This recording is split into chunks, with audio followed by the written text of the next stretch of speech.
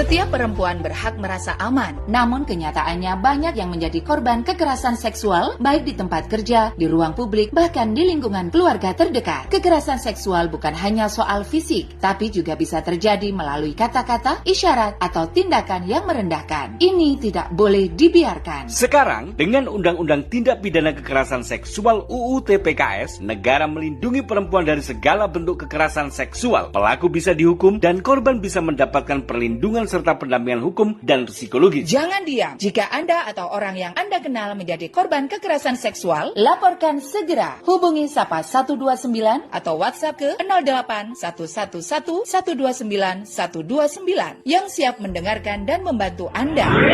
Bersama kita bisa hentikan kekerasan seksual. Lindungi hak-hak perempuan dan lawan kekerasan seksual.